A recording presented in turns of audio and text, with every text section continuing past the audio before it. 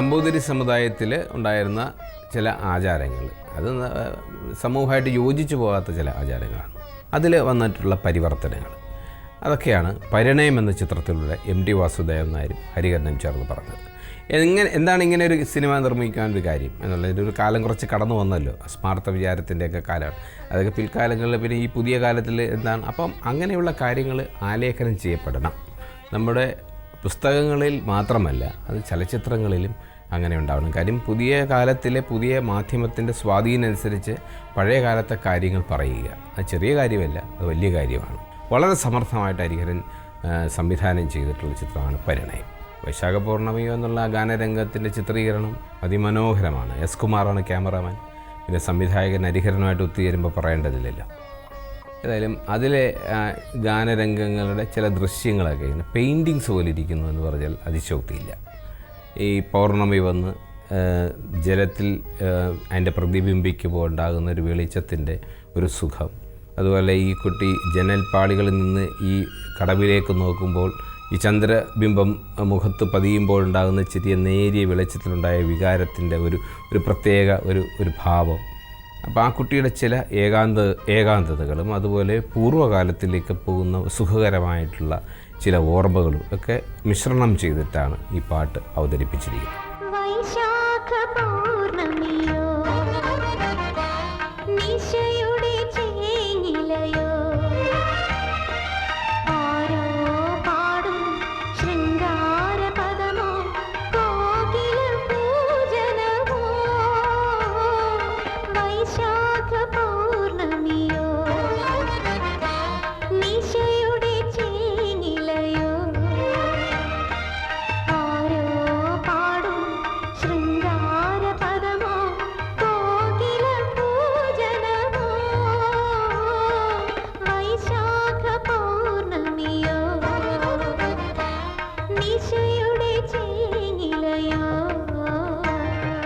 വളരെ മനോഹരമായ ചിത്രചേച്ചി പാടിയ പാട്ട്.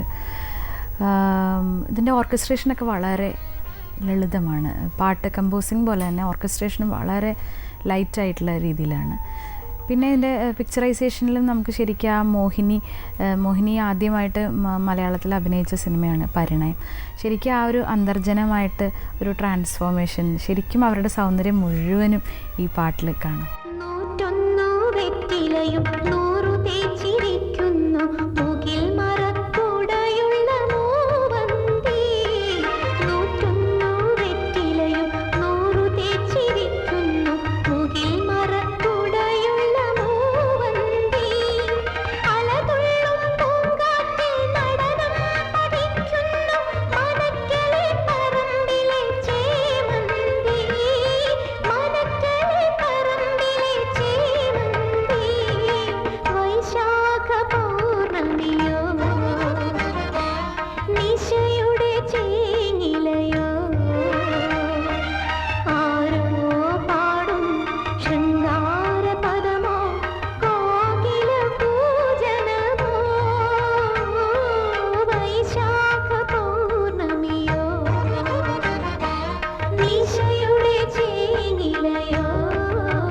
ഹരൻ സാറിൻ്റെ മറ്റൊരു മാസ്റ്റർ പീസ് വർക്കായിരുന്നു പരിണയം. മ്യൂസിക്കലിയും എം ടി സാറിൻ്റെ ഒരു സ്ക്രിപ്റ്റ് എന്ന നിലയിലും എല്ലാം കൊണ്ടും ഒരു classic of all times. So അതിലെ എല്ലാ ഗാനങ്ങളും വളരെ മനോഹരമായ ഗാനം, ഒരുപാട് ഗാനങ്ങളുണ്ട്.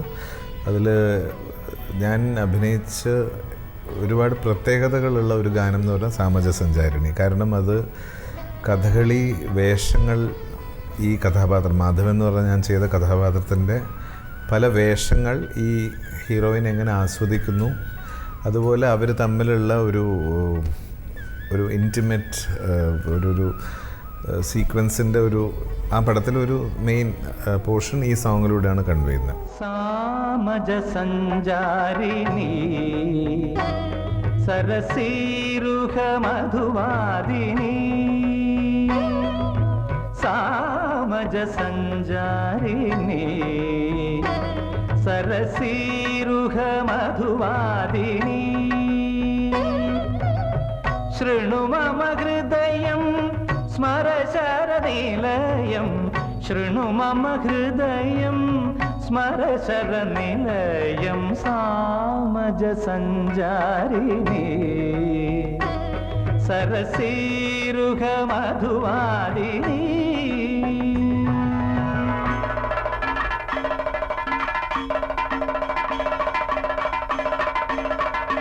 വളരെ എന്താ പറയുക, പല കളേഴ്സും ശരിക്കും നമുക്ക് നല്ല കടും നിറങ്ങളിങ്ങനെ കലങ്ങി കലങ്ങി വരും ഈ പാട്ടിൽ.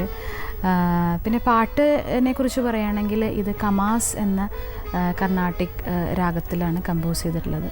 വളരെ മനോഹരമായിട്ട് ഈ രാഗം ശരിക്കും അരച്ച് കലക്കി കുടിച്ചിട്ടാണ് ബോംബെ രവി സർ ഈ പാട്ടിൽ ചെയ്തിരിക്കുന്നത്. അതുപോലെ ഏറ്റവും എന്താ പറയുക, ഇതിലൊക്കെ ഉപരിയായിട്ട് ദാസേട്ടൻ്റെ ആലാപനം, വേറെ എന്ത് വേണം?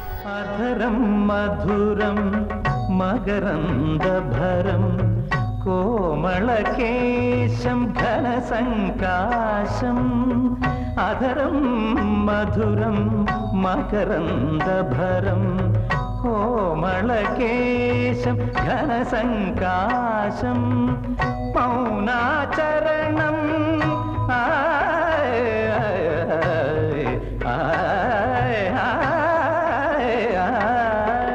മൗനാചരണം മതിനി സുമുഖി അണയു സഖി നീ കുവലയ നയനേ സാമജ സഞ്ചാരിണി സരസീരുഹ മധുവാദിനി.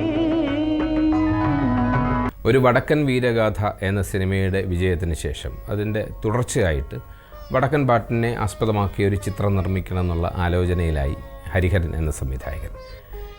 MTU ആയിട്ട് അത് ഡിസ്കസ് ചെയ്തപ്പോഴത്തേക്കും അതിലോട്ട് ഇനി പോകണ്ട, അത് നമുക്ക് പറയാവുന്ന ഒരു മാക്സിമം പറഞ്ഞു വെച്ചിട്ടുണ്ട്. അതിൻ്റെ ഒരു ക്ലാസിക്കായിട്ട് വേറൊരു കഥയിലേക്ക് വരാം എന്നതിൻ്റെ ചർച്ചയിലാണ് പഴശ്ശിരാജയുടെ ആലോചന വരുന്നത്. പഴശ്ശിരാജ എന്ന് പറയുന്ന യോദ്ധാവ് ബ്രിട്ടീഷുകാർക്കെതിരെ ആദ്യം പോരാടിയ ധീരനായകനാണ്. ഒരുപക്ഷെ ഇന്ത്യൻ ചരിത്രത്തിൽ അങ്ങനെ രേഖപ്പെടുത്താതെ പോയിട്ടുള്ള ഒരു ചരിത്രമാണ്.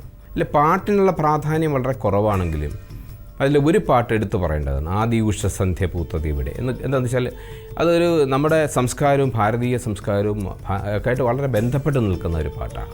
ഈ പാട്ട് എഴുതിയ ONV സാറിന് 100-ൽ 100 മാർക്കാണ്.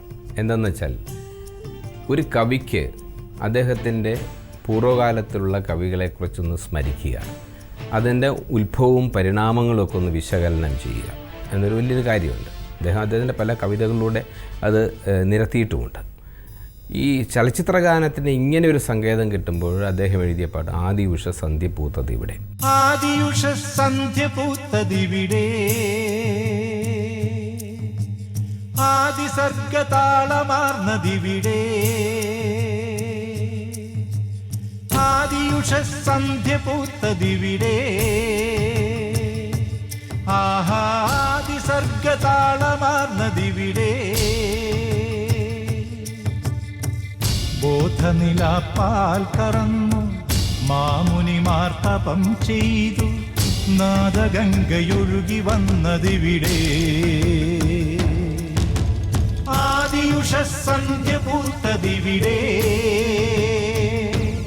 ആദി സർഗതാളമാർന്നതിവിടെ.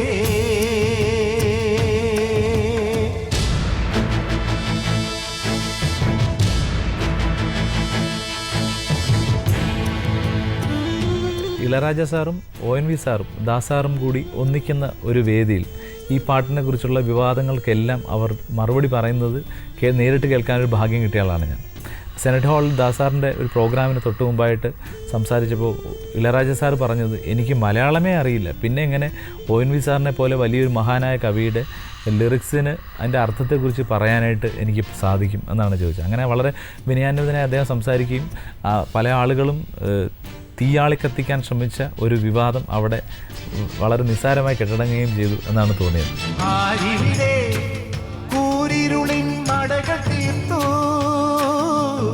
ആരിവിടെ തേൻ കടന്നൽ കൂടു തകർത്തു. ആരിവിടെ കൂരിരുളിൻ മടകൾ തീർത്തു, ആരിവിടെ തേൻ കടന്നൽ കൂടു തകർത്തു.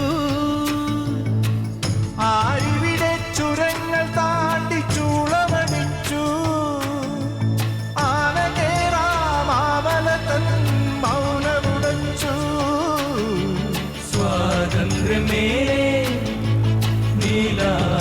ആകാശം പോലെ പാടുന്നതാരോ, കാറ്റോ കാട്ടരുവികളോ.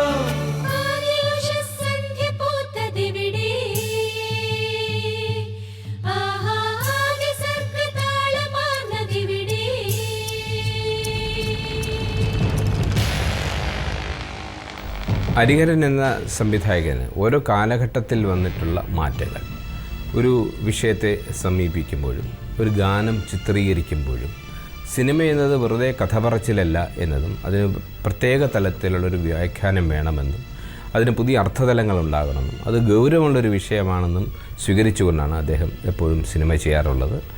സിനിമയുടെ വേറൊരു ഘടകം എന്ന് പറയുന്നത് വിജയിക്കണം എന്നൊരു പക്ഷം കൂടിയുണ്ട്. അതും അദ്ദേഹം കാത്തു സൂക്ഷിക്കുന്നുണ്ട്. ഇല്ലെങ്കിൽ അദ്ദേഹം 1-2 ചിത്രങ്ങൾ പരാജയപ്പെട്ടതിന് ശേഷം ചിലപ്പോൾ രംഗത്തുനിന്ന് മറഞ്ഞു പോകും. അത് സൂക്ഷിക്കേണ്ടത് അദ്ദേഹത്തിൻ്റെയും നമ്മുടെ ആവശ്യമാണ്.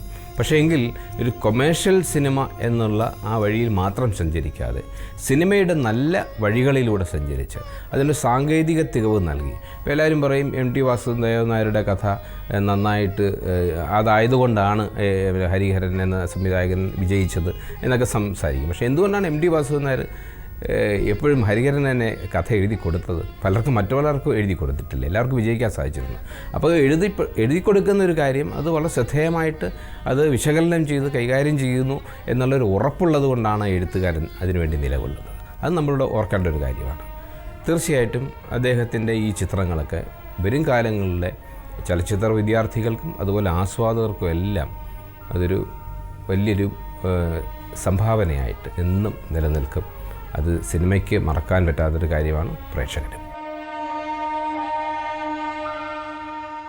ആധുനിക മലയാള സിനിമയുടെ ചരിത്രത്തോടൊപ്പം സഞ്ചരിച്ച സംവിധായകനാണ് ഹരിഹരൻ. 4 പതിറ്റാണ്ട് പിന്നിട്ട സംവിധായക ജീവിതത്തിൽ വൈവിധ്യമാർന്ന സിനിമകളാണ് അദ്ദേഹം മലയാളികൾക്ക് സമ്മാനിച്ചത്. ആ സിനിമകളിൽ പലതും മറക്കാനാവാത്ത ക്ലാസിക്കുകളായി ഇന്നും നിലനിൽക്കുന്നു.